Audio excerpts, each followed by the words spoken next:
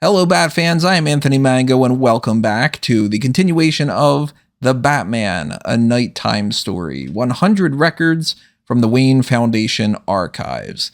If you don't already know, this is my Batman epic as part of my Blueprint project, wherein I am taking the entire full mythology of the Bruce Wayne character from every adaptation out there, every movie, all the episodes of all the television series, the comics, the video games, and so on and so forth. And I'm boiling this down into the most comprehensive 100 story epic that I possibly can to give you what I am referring to as the gold standard Bible of this character. As a reminder, this series on YouTube in particular are pitch videos. And what I'm doing is I'm giving you a general synopsis breakdown of the first 5 chapters of the 100 story arc. And the overall goal here is to essentially drive up more interest and to get more awareness of the Batman Blueprint so that people over at DC and those in charge who are able to make these true adaptations can reach out and we can work on something together and make this an actual film series or an animated series or a cartoon or comic series, whatever it might be. But the idea in mind here is that these are not the 100% full stories. What I am doing is I'm giving you as broad of a picture of what these particular stories chapters are, and I'm sprinkling in some key references and everything along those lines and explaining it from my perspective, but you aren't obviously getting all of the detail and little things can change in future adaptations and all, so wanted to preface that before we got into this. And if you are brand new to this whole series with this particular video, then make sure that you go back and check out everything that came before this, because that way you will get a better idea of what the Blueprint project is all about, not just the Batman Blueprint, but everything that's outside of that, the Star Wars side of it, the Power Rangers epic called Absolute Power Rangers, the Mighty Morphin epic, or the Superman story, or whatever it might be. The Blueprint project is not just a Batman specific thing, but obviously, of course, on top of that, make sure that you go check out the previous videos in this series to figure out what we have already talked about so far with Chapter 1, Chapter 2, and Chapter 3. Previously in Volume 1, entitled Gotham Guardian, we talked about the death of Thomas and Martha Wayne in Chapter 1, Why Do We Fall?, the 10 years of Bruce Wayne's life leading up to him almost shooting Joe Chill in Chapter 2, The Big Chill, and Bruce Wayne leaving Gotham after that to travel the world and learn under people like Henry Ducard for around 4.5 years or so in Chapter 3, entitled Guilt Trip, which ended with Bruce being approached by Talia al Ghul to join the League of Shadows. And that takes us to the 4th section of Volume 1, which is titled Chapter 4, Head of the Demon. So before we dive into what happens during Chapter 4, I want to remind everybody that if you want this project to become more than just the YouTube series, then I need your help in spreading the word. And you can do that in so many different methods. If you are on Facebook, for instance, you can share this with your friends and family just to get more likes on here, because of course you should be hitting the like button on YouTube and making sure that you are subscribed to that. But the more the better when it comes to the views and everything, then that'll help out the YouTube algorithm. Also, if you are on Reddit, then those subreddits are a fantastic means to gain a lot of traction for this. Try not to spam, of course, but the more that you post on all those sorts of subreddits that are out there, the better. And also, if you are on Twitter, then use the hashtags Batman Blueprint so I can track it, and the hashtag HireMangoDCComics. Maybe it'll work. It's very specific, but also, instead of just tweeting out into the void, make sure you are tweeting at accounts like Batman and DC Official for the DC Comics official Twitter account, and tweet at James Gunn and other people that are in that entertainment industry that have the means and the pull to be able to produce such a thing and to be able to sponsor this going forward and to set up those connections, because obviously the end goal here isn't just for me to give you 100 YouTube videos. It's to make this something that you can digest in a much more thorough and better way. And if you want to help out on the monetary side of things as well, I have a PayPal, but I also have a Patreon over at patreon.com/fanboysanonymous, where you can potentially directly fund getting more than just the little taste that you're getting with these videos. But without further ado, we've got more Batman to talk about, so let's check back in with where Bruce Wayne is and see what's happening with Chapter 4, Head of the Demon.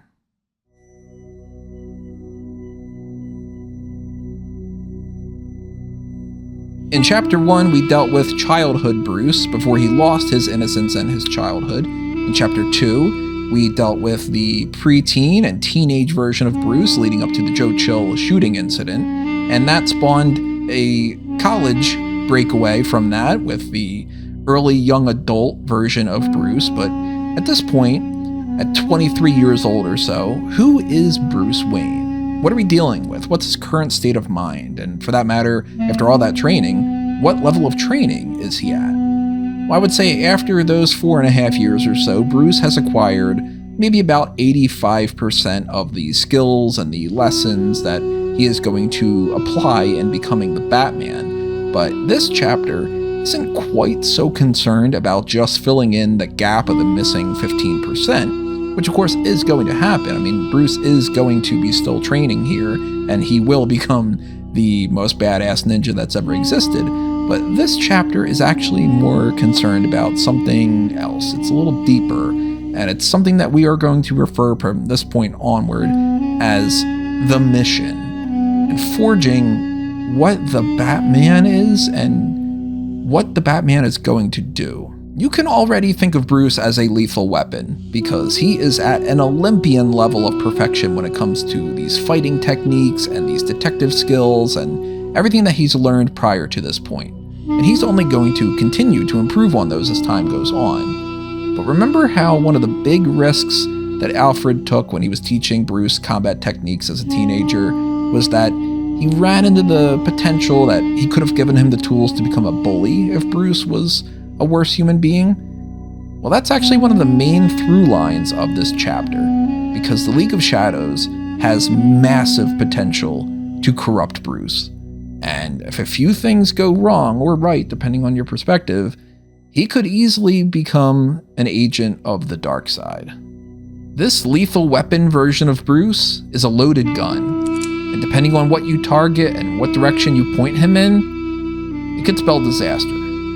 So much like in the previous chapter when Bruce was only stealing from Wayne Industries in order to game the system, which was essentially a callback to his drunk driving situation in Chapter 2, a lot of what we established in Chapter 2 is going to come back in full force here.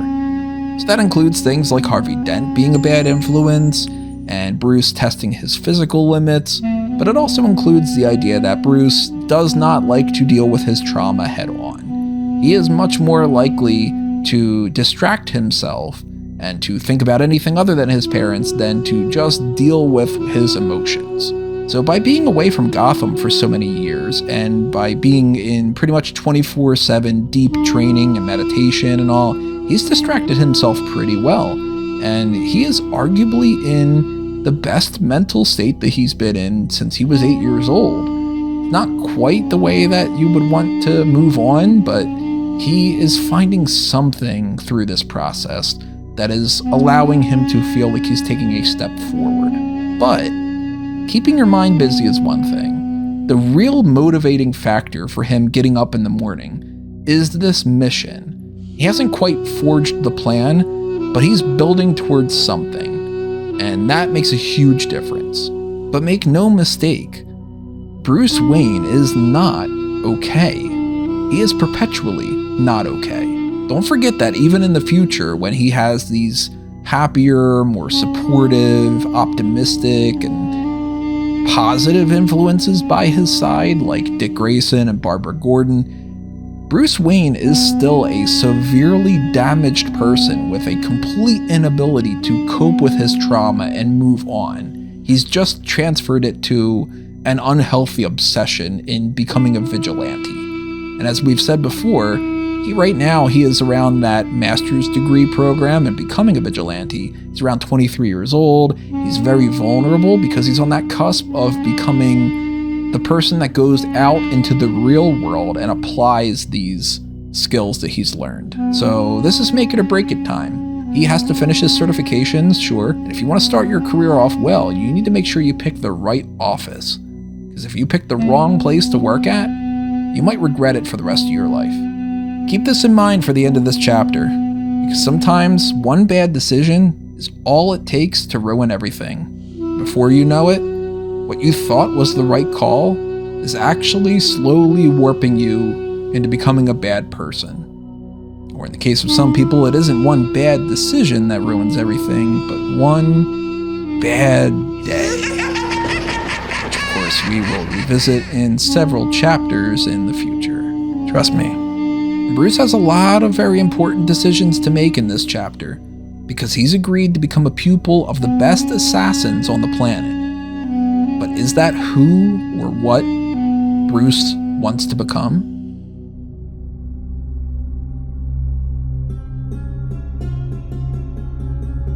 So let's dive a little deeper into what the League of Shadows actually is.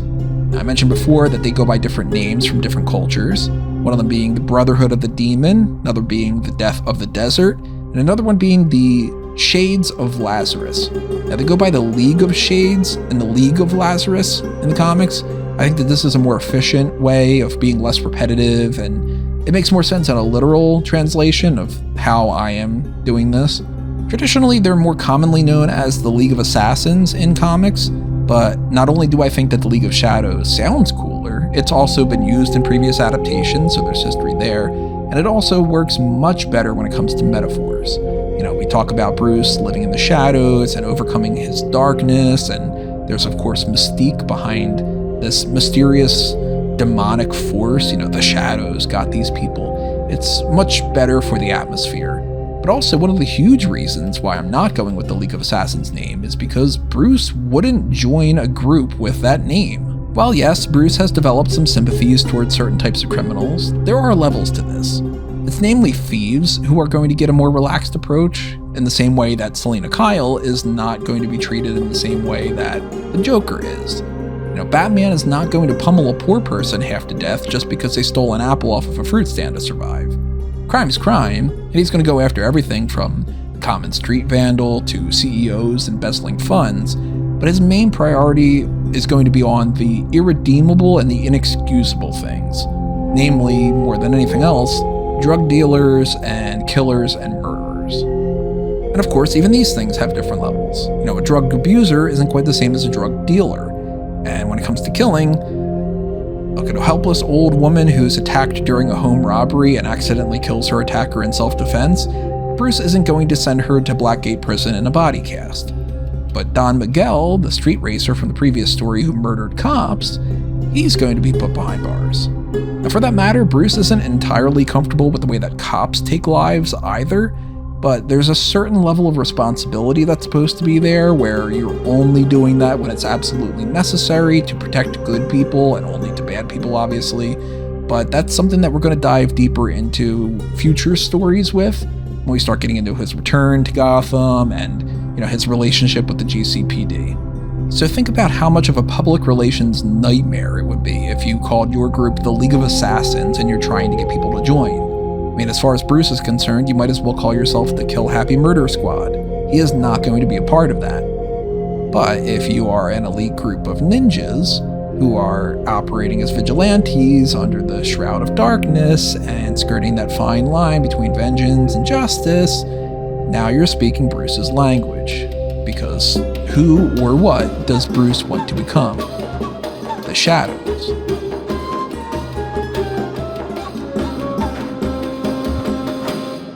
But who or what is Talia al Ghul? Well, first we have to address that that is not his real name. Like many different organizations and businesses and cults for that matter, you can trace back the origins to previous incarnations that had different names and of course had different rulers. Most of the information about the League of Shadows has been lost to ancient history. Now, of course, since this is so secretive, you weren't going to find this information even in the Great Library of Alexandria, but at least when it comes to the legends and the things that have been passed down throughout generations, one thing is definitively true.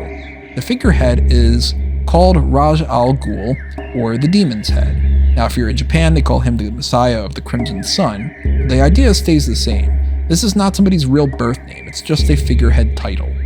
The current Talia al Ghul was born an unspecified but very long time ago from his mother that I'm naming Sol Ruh, and his father that I'm naming Jonah Hansen. He's named after a character named Sensei Han's son, who was possessed by a spirit named Jonah.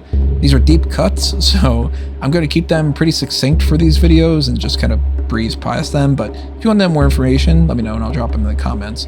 But what is this Ra's al Ghul's real name? Well, of course, he's gone by many different aliases over the decades and decades that he's been alive, but two of those names are Terry Jean Case and Raymond de Sumer. My little spin on this is that his name is Ray de Sumer. Now that evokes a ray of sunlight and how people used to pray to the sun, as well as ancient Sumerians. Originally, Ray was a nomadic physician, but he eventually became a medic as part of a group of mercenaries that worked for a warlord king. Now through that, he met the warlord king's daughter, Sora, and they fell in love. Basically, I'm combining The Dark Knight Rises with some stuff from the comics. So Ray and Sora get married, and eventually there is a problem with Sora's brother. His name is Runts. He is the prince, he is the heir to the throne, and he is clinging on to his life. So because not only is Ray now part of the family and part of the royalty by proxy of marrying Sora, also he is the most gifted physician that they have, he becomes the medical consultant that is tasked to save Runts' life and effectively save the kingdom. And Ray exhausts himself trying to figure out any possible way to do this, and during this research, he comes across these things called Lazarus pits. The furthest back record he can find is a legend from 16th century BCE. This tale states that a Chinese warlord named Li Jing was looking for a means to revive his dead son, Nezha, and the combination of his grief and his blood and his tears all magically combined into this elixir of immortality and resurrection. And of course, when it comes to magic, maybe that's not necessarily true. The reality that even Ra's al Ghul doesn't know is that these can be traced back to the primordial goop of chemicals that essentially started life on this planet in general. And this is one of the reasons why Ra's al Ghul has this perception that the Earth itself is worth saving, but mankind is kind of a virus, and it needs to be put in its place every once in a while. Lazarus pits are actually extremely important to the Batman blueprint, because this doesn't just tie into Ra's al Ghul. I mean, this gets into Poison Ivy, and Mr. Freeze, and Jason Todd, and the Joker, and so many more things that we're going to get into here. So over the years and through different cultures, not only does the League of Shadows have different names, but so do the Lazarus pits.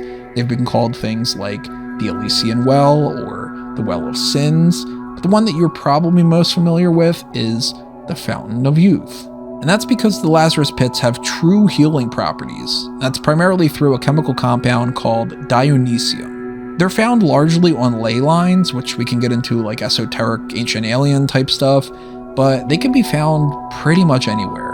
It could be a deep underground cavern, or it could be the snowy mountains of Switzerland. And Ray eventually finds one of these things. But there's a catch. I mean, with anything as powerful as the Fountain of Youth, you know there's going to be a monkey's paw.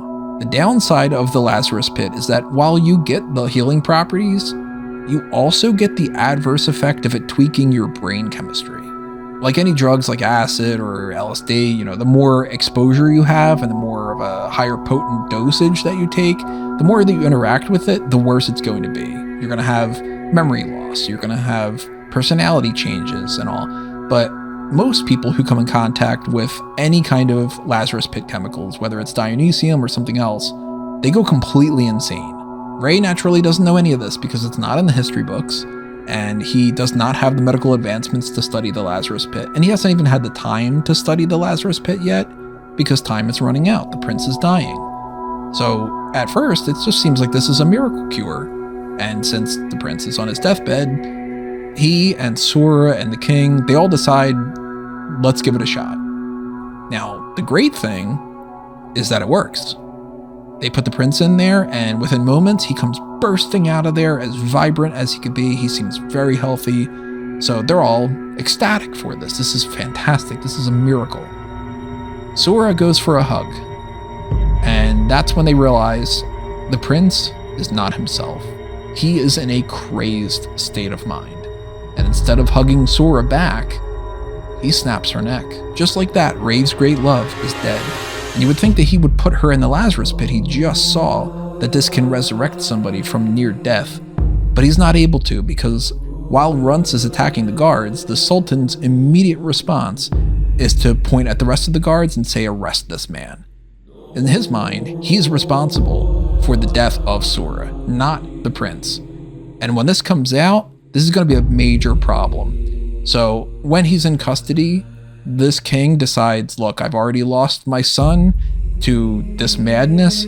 I've already lost my daughter. I don't want to lose my credibility on top of that. I hired this guy, and this guy was a part of my family and everything. I don't want to go down the same way that the other ones did. So he puts the blame directly on Ray. This is on him killing Sora, not the prince. All the guards that were witnessed there, they're all dead. Of course, he's going to kill them off because you can't have that secret come out. So Ray is now accused of not just not healing the prince, but of killing his wife and the princess. This great injustice of Ray losing the love of his life right in front of his eyes when he could have resurrected her, on top of being the fall guy for it, that's why Ray becomes Ra's al Ghul. Very similar to Bruce witnessing the murders of Thomas and Martha Wayne.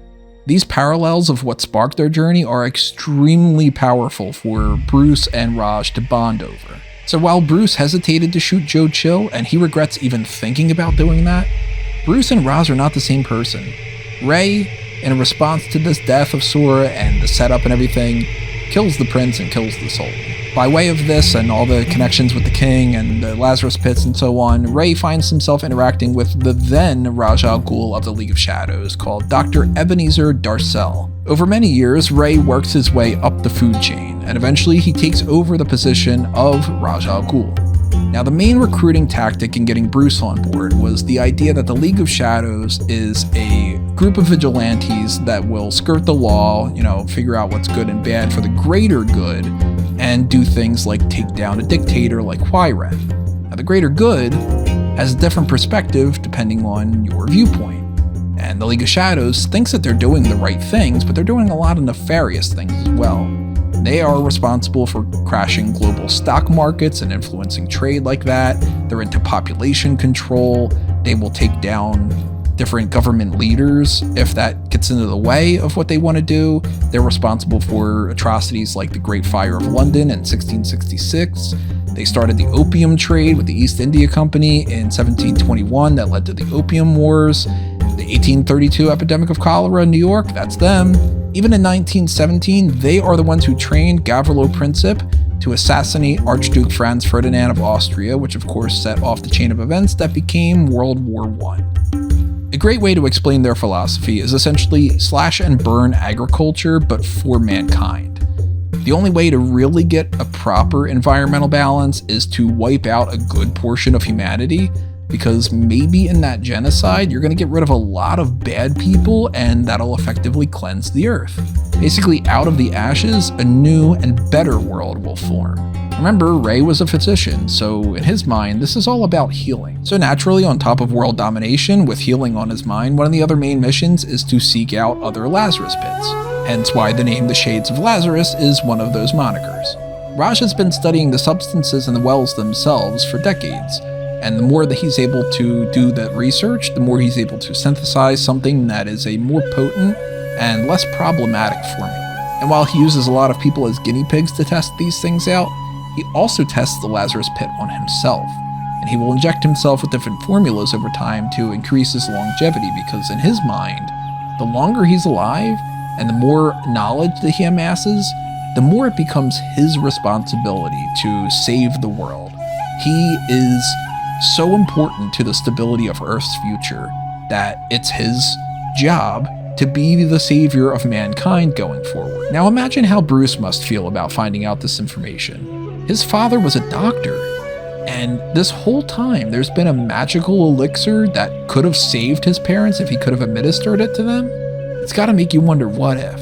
So Ra's al Ghul's been alive for a long time. He is over 100 years old, but he has the looks of somebody who is around 60 and the vitality of somebody who's around 30.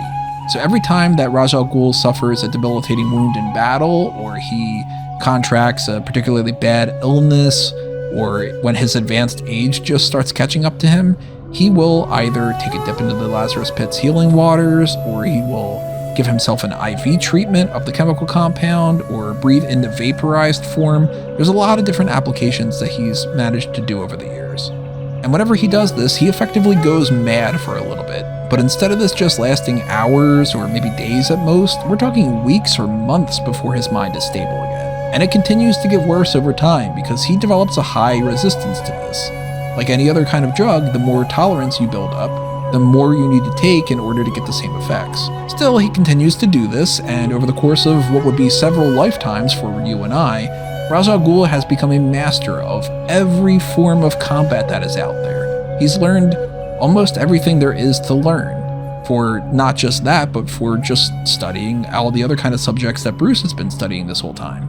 And in turn, he's somebody that Bruce can really look up to, not just as a mentor, but as a father figure, which is really dangerous. Especially because Ra's hasn't exactly been the best father figure to even his own offspring. Every so often, either on purpose or as a fluke, he'll end up getting somebody pregnant, and so far, most of them have turned out to be a disappointment. Arcady Duvall, kind of worthless. Hector and Claudius, Fadir Nasser, otherwise known as Dusan al Ghul or the White Ghost, he was okay, as was his daughter Mara. Eventually they passed on, but the first offspring that was really noteworthy was the love child of Ra's al Ghul and a Russian woman named Amina Lords Rodko.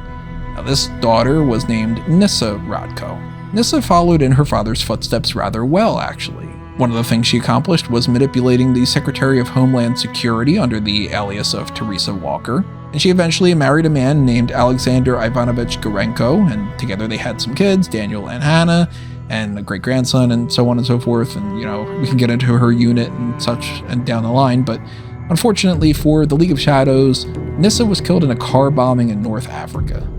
So despite Ra's being so adamant that he is so important to keep himself alive for the betterment of this world, he is failing to do the one thing that any of us can do that is the true means of passing on your legacy and keeping the gene pool going, which is to just have kids and have them continue the family name. Much like how Thomas and Martha are no longer here, but they were able to have Bruce, who is continuing the legacy of the Wayne family name. Nevertheless, Ra's is looking for an eventual successor to become the next Ra's al Ghul, and Bruce Wayne is a very enticing candidate.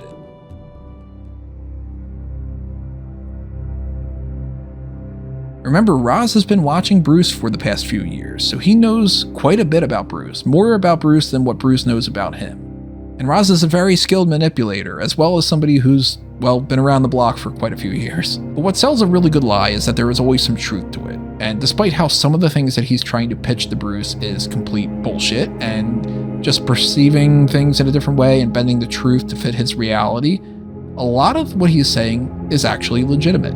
Ra's and Bruce are very much kindred spirits in their quest for vengeance and their idea of purging the scum from the earth. And this leads to some really deep philosophical debates between the two of them and discussions and lessons that is part of Bruce's training beyond just the physical skills. For every one of these lessons on stealth and combat techniques for becoming a ninja, there are also these intangibles for Bruce to learn, like theatricality and deception are powerful agents in this war on crime. There's the idea that you must become more than a man in the eyes of your opponent, and fear is your best weapon. So you have to overcome it in order to weaponize it. Much like how Ra's al Ghul says that his iconic name has power to it and carries weight, Bruce Wayne cannot fight crime as Bruce Wayne. He needs to become something elemental, and Ra's is his teacher in training Bruce to discover what it is that's inside of him that he can project outward. So Bruce is on a journey here to determine what that symbol is. And over the course of these couple of years, he's going to have a little mantra that he repeats to himself as a means to try to settle on what feels comfortable. I am the creature lurking in the shadows. I am your worst nightmare. I am a sword of justice. I am the master of darkness. I am death, the destroyer of worlds. I am that cold feeling on your shoulder. I am punishment. I am fear. I am silence. You get the drift, and you probably know where this is heading to. Now, as we established, Martha Wayne had her own mantra to deal with her depression, but this is about as close to therapy as Bruce is going to get. In a lot of ways, he's exploring his inner demons, and he's really opening up to Raz as, again, this father figure who he looks up to in many ways as what he wants to be in the future and what all this training could eventually be leading toward. So much like in Batman Begins, Raz has discussions with Bruce over things like, do you still feel guilt over your parents' death? And Bruce admitting, my anger outweighs my guilt. They talk about how criminals are a cowardly and superstitious lot, and how the bad people in this world thrive on the indulgence of society's understanding. The one thing they agree on for sure is crime cannot be tolerated. And although the League of Shadows is pretty upfront and honest about how they will kill somebody like a dictator to instill the greater good, Bruce is clear from the very start that he is not going to play by those exact same rules. Bruce is not a killer, and he won't even condone it when it comes to the criminals. And that's one of the main points of contention between them. It's because Raz, in his mind, thinks that Bruce is being too rigid with this idea of crossing the line. We're talking about semantics debates here as well, like, is somebody in the military a murderer? Or do they cease to have that burden because they were fighting in the name of a country? And these discussions happen all the time, whether they're in the commissary or they are dueling with swords on a glacier. And in every one of those situations, Raz always gets the better of Bruce.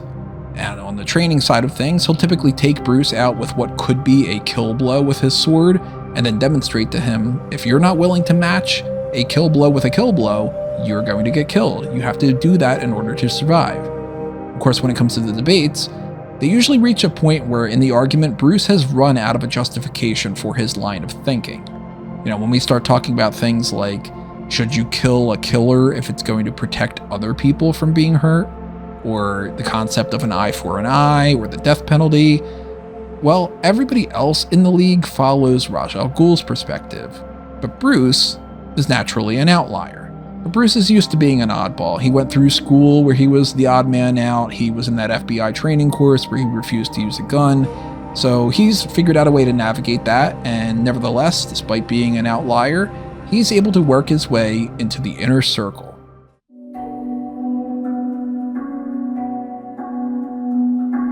The League of Shadows has operatives in all parts of the world, but at least here at the base of operations in the city of, I don't know how to pronounce this, but it's Altaban?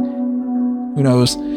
It's deep in the Arabian Peninsula. They are almost like a police force. They have these generic foot soldiers, which are essentially patrol officers. And they very rarely ever speak, and they're just sort of expendable numbers.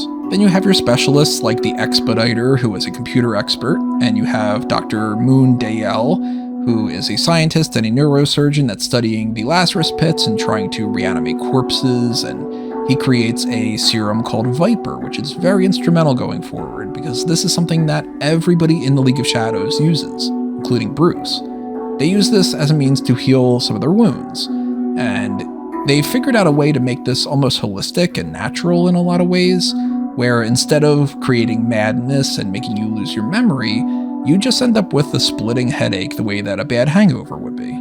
Of course, the next stage of Viper is a lot worse, but we're not going to talk about that right now. And there's also tons of different assassins that I'm not going to bother listing here either, like Valmont and the Scarlet Scythe and all. But among these rare elite, there are a select few that are just the top of the top. Ubu is the hulking personal bodyguard of Ra's al Ghul, who does not like Bruce, because he is very close to Raz, and since Ubu is a loyal servant, he wouldn't dare speak up about his master's wishes, but he still questions his judgment. There's also a real disgusting piece of trash named Texas David Kane.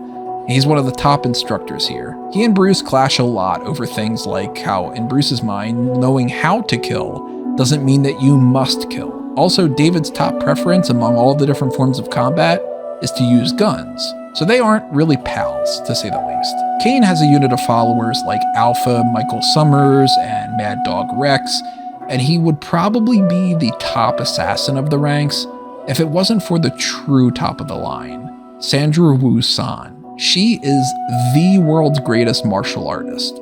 And as great as Bruce is, and as great as Ra's al Ghul is, even they aren't able to beat her in hand-to-hand combat. Sandra, or as you might know her better, Lady Shiva, is kind of a tweener. She's not 100% bad, but she's definitely an assassin. She's not a warmonger or a psychopath or someone who takes pleasure in all this stuff by any means, like David Kane is, but she is somebody who believes in the cause.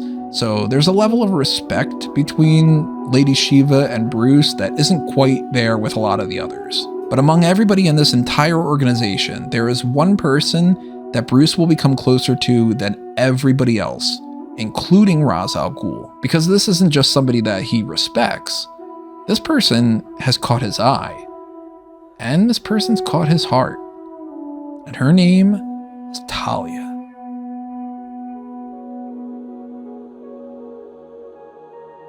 Around 20-something years ago, Ra's al Ghul met and fell in love with a woman named Melisande. In the comics, they met at Woodstock. Now, I'm not having that happen here, but rest assured, I'll reference it in some way. Now, while Ra's never fully got over the death of Sora, and he's been burned in the heart because of that ever since, Melisande reminds him a lot of Sora, so he falls pretty deep, and together they have Talia, who will eventually go by some other aliases like Miranda Tate and Jessica Canaris, but Talia is special in a lot of ways. While his previous progeny have been, for the most part, lacking in being able to take over the family business, Talia is more than capable. She is resourceful, she is brilliant, very much a chip off the old block, and for her young age, arguably better than her father. And they have a very close relationship because, unfortunately, when Talia is very young, Melisande also gets killed by a warlord.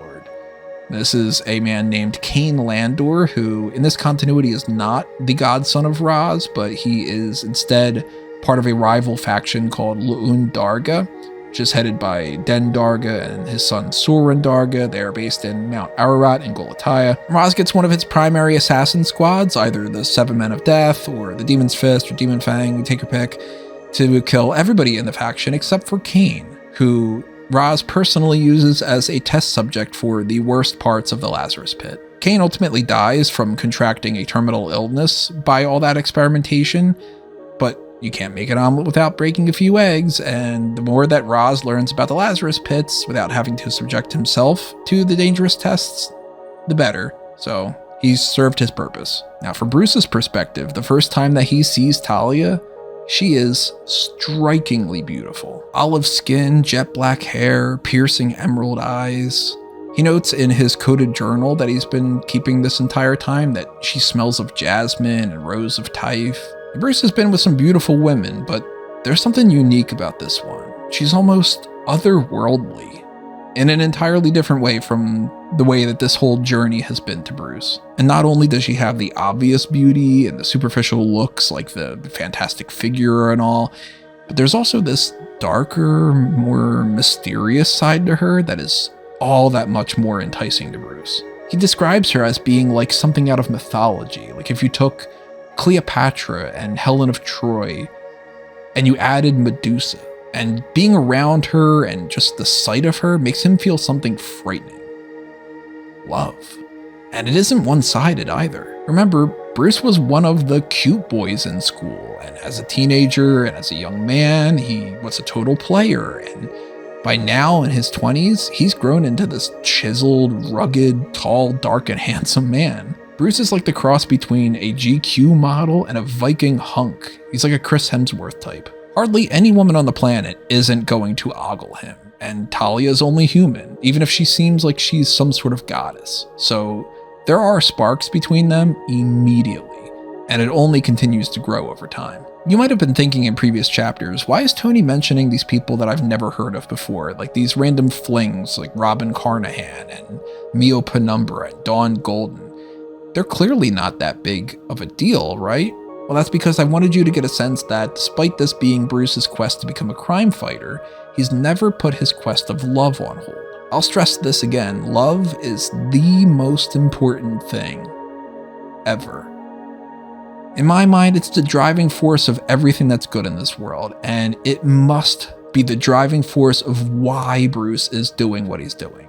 Yes, he's doing it in part to deal with his trauma, and he's expressing his anger, and he's acting out his fears and all of those emotions, but it all goes back to how he loved his parents and how he's missing that major gap in his life. That's why Bruce got an early start at dating. He's always trying to fill that void, and it keeps not working for him. With all of these women, Bruce knows that he doesn't have what Thomas and Martha had. They could be beautiful, they could be interesting and sweet and charming and kind and intelligent and everything that you would want in a spouse, but Even somebody like Andrea Beaumont, that was the top person prior to this, only made him really go, for a moment. And then Talia comes along, and holy hell, she completely redefines what his perception of love is. Bruce falls hard for her, fast. And I don't think I'm spoiling anything here by saying that Talia is one of the most important characters in this entire 100 story arc. Out of hundreds, if not thousands of characters, she is in that top 10 with the most important people like Alfred and Gordon and the Robins and Selina and Barbara and the Joker. It isn't long before Talia is calling him beloved, and not long before Bruce is thinking, maybe I found the one. And don't think that Roz hasn't noticed this either, or that it isn't conveniently fitting all of the puzzle pieces perfectly together. You've got this amazing potential heir, this guy who checks all the boxes, except for that one pesky thing about how he doesn't want to kill people, but he's working on it.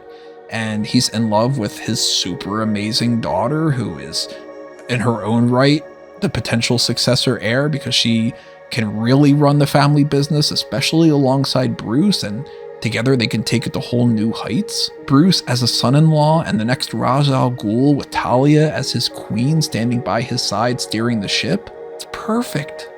It's absolutely perfect. You can't get a better successor than those two together, and when the time comes, and when Roz's body just can't regenerate itself again, then he knows that the League of Shadows is in good hands.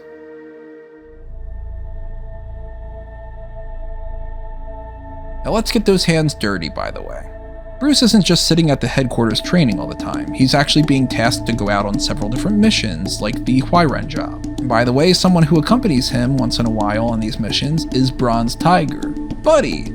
Among the different jobs, I'll detail one of them for you. Bruce is actually team leader for a mission to take a squadron of soldiers to take down a warlord named Xin Zhao Zhu. This is a combination of Xin Zhu and Dr. Xin Zin and the name Xin Zhao Xin from Catwoman Hunted. Xin Zhao Zhu was born in Southeast Asia and abandoned as a child and adopted by an offshoot of the Indian Thuggee cult.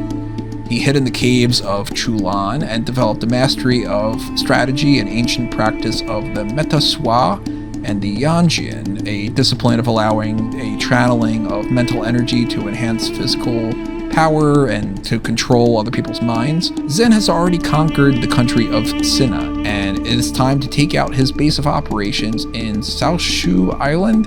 I don't know if I'm saying that right. When Bruce does these missions, though, things are efficient and careful, and people don't get hurt in the same way as if somebody like David Kane were to do it, where he would just kill everybody on board. You put David Kane in charge, lots of people, including the League of Shadows, are going to end up dead. With Bruce, he is trying to make sure that that does not happen. One person who Bruce interacts with is a freelancer, kind of like Bronze Tiger is, where he has trained with the League of Shadows, but he is not truly a member. And this person is intimidating as fuck, because he is the elite, absolute best assassin on the planet. Lady Shiva is the best martial artist. David Kane is truly top of the line, and Bronze Tiger is about as good as you can get. But this guy is scary, even to Bruce. And he manages to do this with one eye. Let's just say that his track record is so great that very few people know that his name is Slade Wilson, because he is much more known as Deathstroke the Terminator. Also keep in mind that what I said before about how Henry Ducard is one of only 3 people who know who Bruce Wayne actually is, well, the other 2 are Ra's al Ghul and Talia. And not even people like Deathstroke, Lady Shiva, David Kane, Bronze Tiger, none of them are actually privy to the information that Bruce Wayne is Bruce Wayne. He's known by other names, and it's a good thing too, because if a guy like Deathstroke knew that Bruce Wayne was this guy, then that would be a very frightening situation of always looking over your shoulder.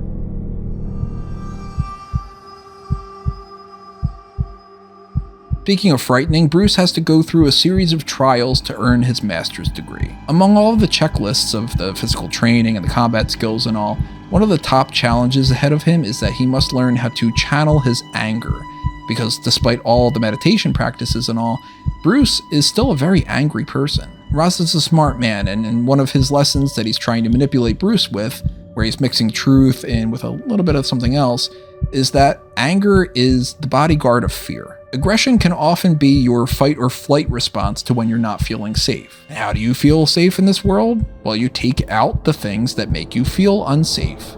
Roz has an ultimate goal of what's essentially genocide, but let's start small and then work our way towards that. Bruce has to not only get over his fears, but he has to conquer fear itself. In my mind, when you boil it down, there are basically 5 things that people are afraid of. There's the fear of failure, which you cannot ever really truly beat. The best you could do is to have the willpower to just continue to act despite that fear and to not let the worries and the risk overtake your ability to try. And we've established that Bruce has amazing willpower, so he's about as good as you could get on that front. There's the fear of loss when it comes to basic necessities, aka poverty, which he's gotten over. The lack of food and water and shelter. Well, he lived as a homeless man for that time, so that's done. There's the fear of physical pain, which he's been building up to with resistances over the years. Check that off the list. There's a fear of your own death, which he's been less and less afraid of due to his depression, which of course spawns from the other fear, which is losing somebody you love. And since he already lost his parents, you can check that off the list too. So effectively, Bruce isn't going to be hung up on self-preservation and find himself making mistakes out of fear that he'll die. He's fully committed to his cause, and he's willing to die for it. And he proves that with several of his trials that are death-defying. Bruce claims to not be afraid of anything else, but there's a little trick that they've come across after all these centuries that can put that theory to a test. See, it isn't just the Lazarus pits that they're studying for medicinal purposes. It's actually all sorts of different rare plants and flowers and natural elements and such. All of which, by the way, over all these years, anytime that Bruce comes across anything interesting, he is going to take a sample of it and bring it back to Gotham, including the Lazarus Pit material. But over time, they've developed some rudimentary truth serums that you can see from movies and such, and they have all sorts of psychedelics and hallucinogens, and they've also figured out this one special compound made out of a rare blue flower.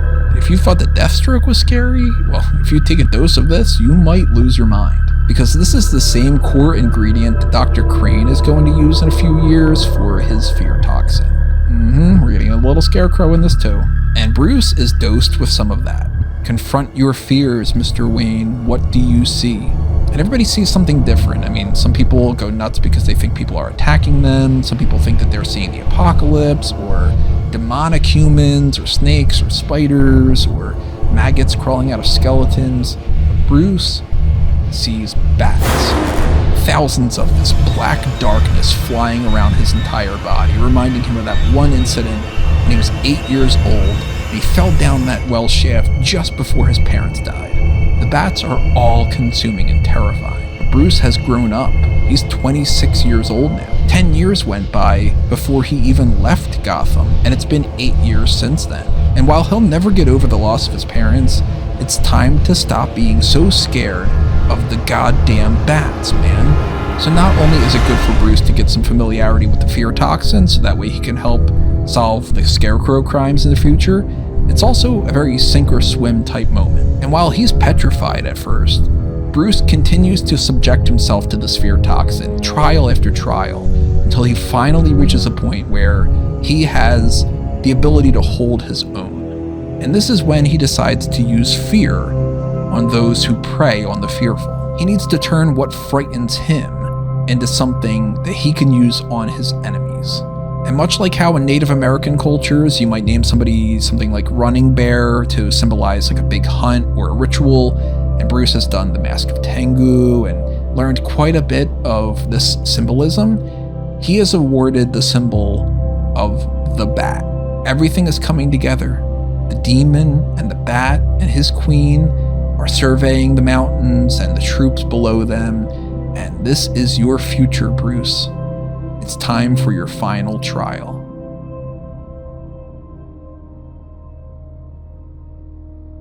Bruce has effectively done everything that he could possibly do.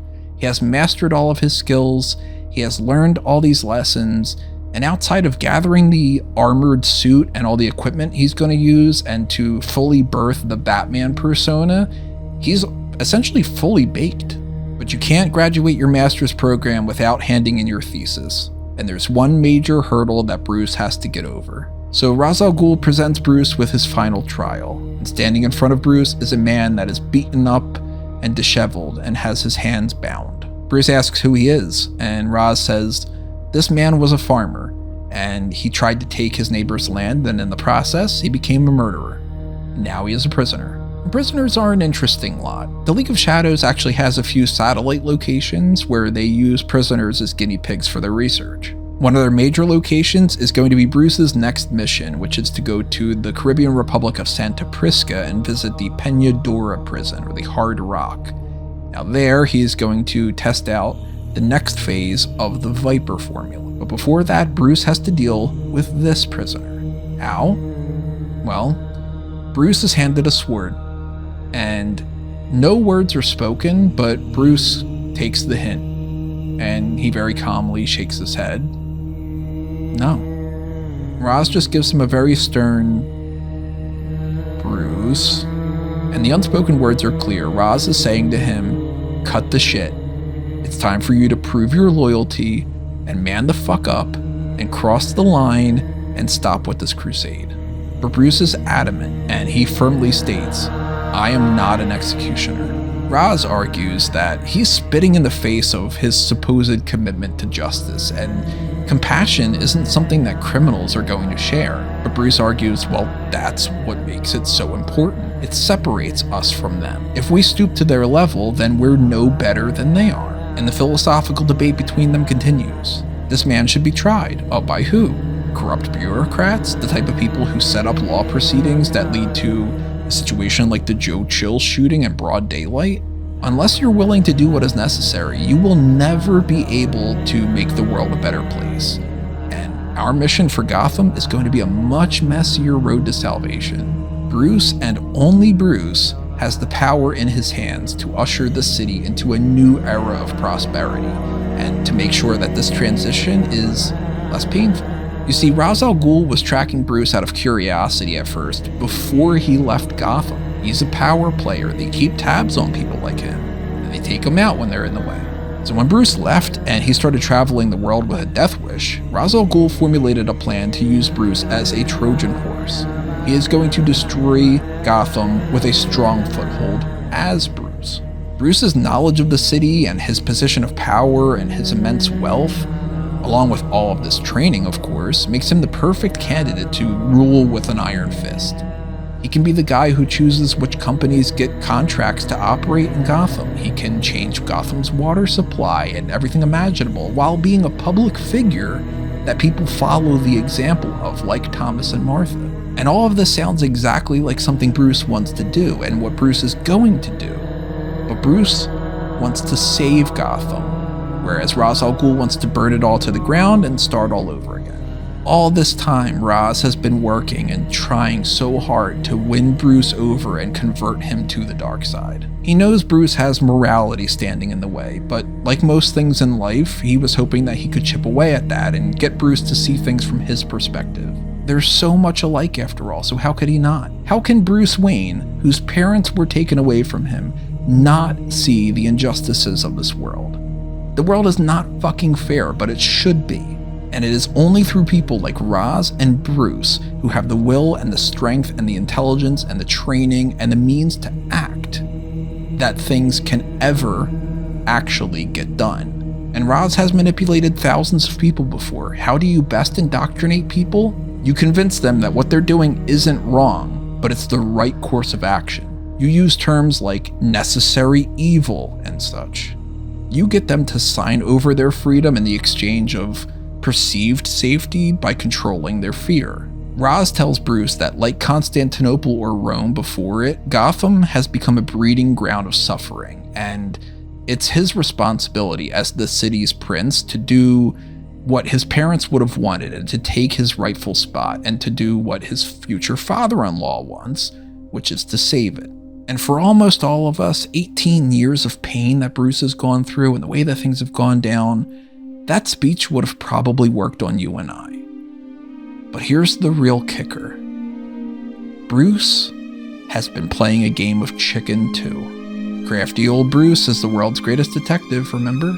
He figured out who Henry Ducard's son and granddaughter were, And all those people who were taken out by the shadows, he figured them out too.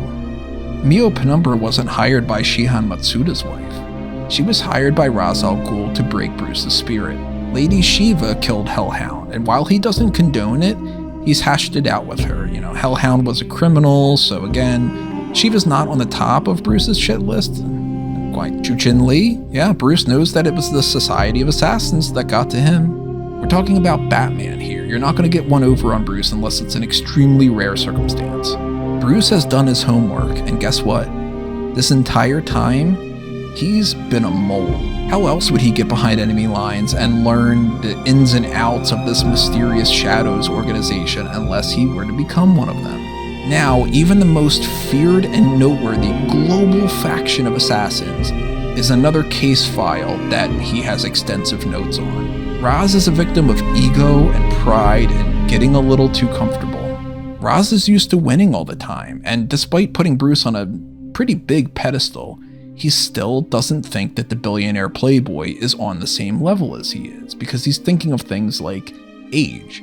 And we've established before, Bruce as a child is able to hold his own with adults, but they just scoff at him. Nobody really gives Bruce the respect that he deserves. So the big reveal that Ra's gives to Bruce isn't so much a shocking moment to him, but more so that the veil is lifted between the two of them. Now both sides know exactly where the other one is standing. On a black and white scale, Ra's has 1 foot in that gray middle line, but his power foot is balancing him firmly in the black of evil darkness, whereas Bruce has his power foot in that white light of heroism. And of course he has that one other foot balancing out that middle gray line. It's Taoism. He learned this from Shaolin. And since Ra's now knows that Bruce knows about their history, he's going to christen him with a name that he'll call him from this point onward. He says, gritting through his teeth, "Well played, detective." So now they're at an impasse. Bruce knows too much. He can't just leave. So while the entire Legion will be ready at a moment's notice to just gang up on Bruce at Raz's order and just kill him and be done with it, Raz has never been bested like this before, and he respects that. But worse off, he respects Bruce, and he started to actually look at him as this son that he never had. And for that matter, Bruce also genuinely has an attachment to Ra's al Ghul. He's been trying to win him over to his point of view this entire time. Love is a tricky thing.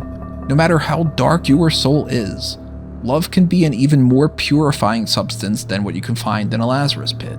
So Ra's, a man of honor, to a degree at least, says it's unfortunate that it's come down to this, but there's only one way to settle this. They have to duel to the death. Either Ra's is going to kill Bruce and reassert his dominance and power and undo the damage to his credibility that he lost by having this outsider get the one up on him, or Bruce is going to kill Ra's, and he's going to break his rule and succumb to the darkness and effectively become the new Ra's al Ghul leader anyway. Basically, Ra's cannot lose. He's booked himself in a win-win scenario. He knows that once Bruce kills and crosses that line, it may take years, but eventually he is going to see Raz's point of view, and he's going to ultimately fulfill his destiny anyway. Bruce is basically screwed in the same way that Luke Skywalker is in Return of the Jedi. Or as Harvey Dent would say, you either die a hero or you live long enough to see yourself become the villain. The night before the battle, Talia begs Bruce to reconsider. She doesn't understand why he doesn't just follow through with what seems to be the most perfect plan, to rule by her side. How can he just let go of this family that they're creating if family is so important to Bruce? Bruce says that he can't betray his morals, and after the fight tomorrow, then they'll sort things out. Talia says that Bruce is her future, and as much as it pains her to say it, she's rooting for Bruce over her father, and she wants to see her beloved come back.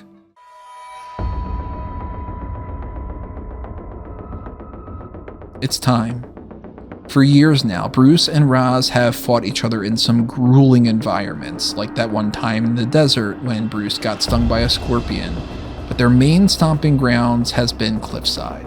Raz chooses swords as the weapon. Every time that they fought before, Bruce has had trouble minding his surroundings, and he has always had this major hurdle more than anything else that He's just lacked this impulse of doing that kill blow. And now is no different. He's fighting for his life, but he also still doesn't want to kill Roz.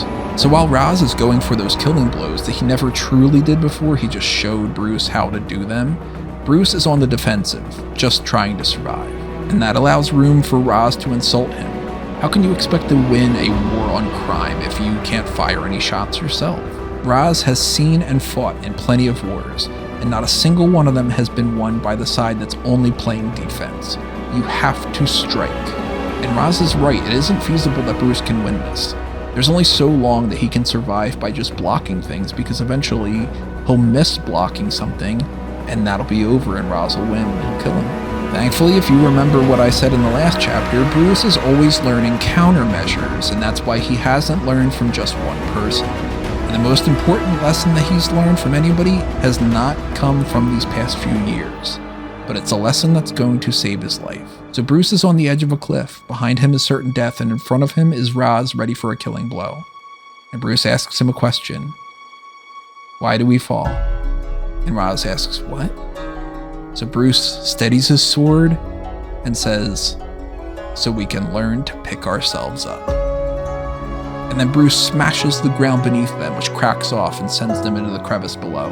Roz hits his head and gets knocked unconscious, and while he's falling, Bruce is able to use a grappling hook and the gauntlets that are on his wrist, and he latches himself onto the side and he catches Roz before he falls.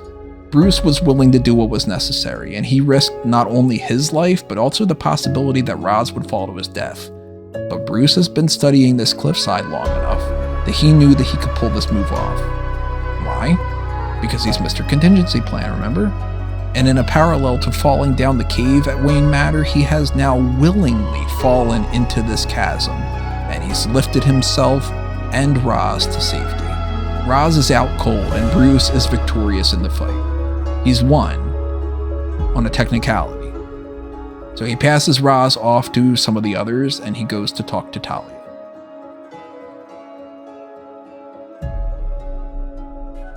Talia is beside herself. She doesn't know what any of this means, but this is not how any of this was supposed to go down. Bruce says that he's won, and if there's any true honor to this tradition, then we're free to go. And Talia says, we? Bruce just assumed that she was going to be leaving with him because after all, they love each other, right? And Talia doesn't deny this, and she begs and pleads with Bruce to reconsider leaving, but Bruce gets hit with the second biggest heartbreak of his life so far.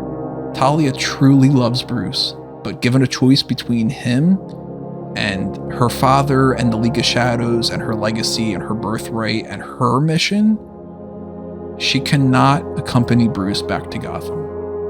Despite their intense bond, Talia has chosen crime over Bruce. And all this time, Bruce thought back to Henry Ducard and Felicity Strode. Felicity was an assassin, remember? She was sent to kill Henry, but they ran off together. It's proof that true love can be anything, but you have to want it to, and you have to fight for it. And no matter how great of a fighter Talia is, this is not her fight. Rather than disobey her father and change her life, Talia is going to choose to not be like Felicity. And instead, she is going to make that one bad decision that will forever doom her to not have a happy life with Bruce. This is that moment on her deathbed that she's going to look back on and wish, if I had just gone with him, things would have been different. And Bruce shuts down. He opened himself up emotionally, and he got his heart ripped out of his chest, which means that Shihan Matsuda was right to an extent. You open yourself up to that kind of pain, and it could be worse than death. And Bruce finds himself once again feeling like he needs to run away, similar to how he started this whole journey. At a different point in his life, Bruce probably would have been so suicidal that he would have just jumped off the edge of the cliff right then and there and been done with it. But now, he has the mission. And he can become obsessive about that, and he can distract himself in that way. So Bruce has decided that he's going to leave in the morning. Talia, still thinking that there's a chance that she can convince him otherwise, begs Bruce to meet up with her one more time. She doesn't know the words to say right at this moment, but she knows that there's something that she can say that can convince him to not leave. And if he truly loves her, he'll meet with her tonight. So Bruce packs up not only all of his gear, but all of his samples of the Lazarus Pit materials and the flowers and his coded journal and such. All these things that he's going to use to make ointments and to concoct these antidotes for Scarecrow's fear toxin and Joker's laughing gas and Smilex and so on. And while Bruce has all of these physical scars that have been healing from these minor doses of Viper, he has these fresh emotional scars. While many people are treating Roz's wounds, Talia is nervously awaiting Bruce to meet with her. But Bruce has decided that he is not going to wait until the morning to leave. He is going to make his departure at nightfall. That's not only because he will be under the shroud of darkness, but metaphorically, darkness is all he's feeling right now. And as Talia is waiting in her quarters, she sees smoke coming from the barracks, and she hears the crackle of fire in the distance. So she goes out to check, and suddenly, all the sections of the compound, the house, the weapons, and anything that is harmful goes up in flames. Bruce has set explosives off as a symbol, and the message is clear: do not fuck with Gotham. Bruce showed mercy and he spared Roz's life.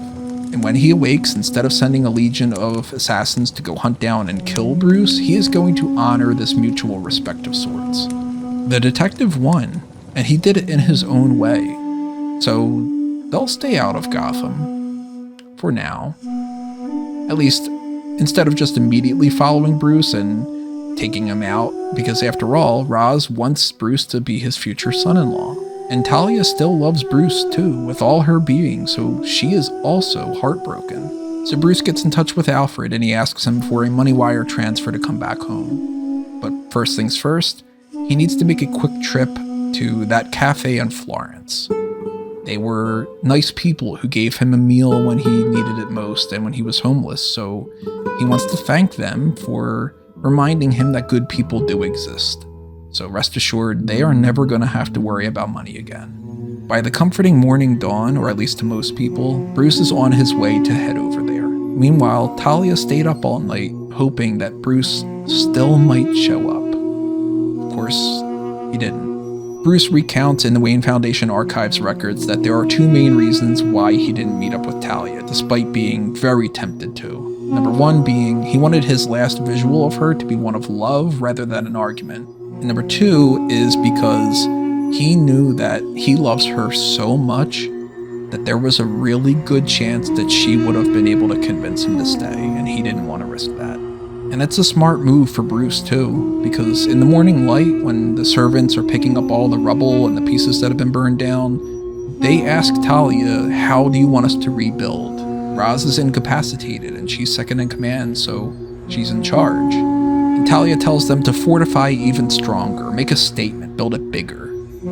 But also prepare for some construction to add to the living quarters as well. In particular, expand her section and add something very important. A nursery. You see, what Talia was going to tell Bruce is that she's pregnant. And someday they will reunite and the plan will get back on track and Bruce is going to join them again and he will be Talia al Ghul. And she will be his queen. And together they will raise the future demon's head. Their baby boy, Damien. But that is a nighttime story for another day.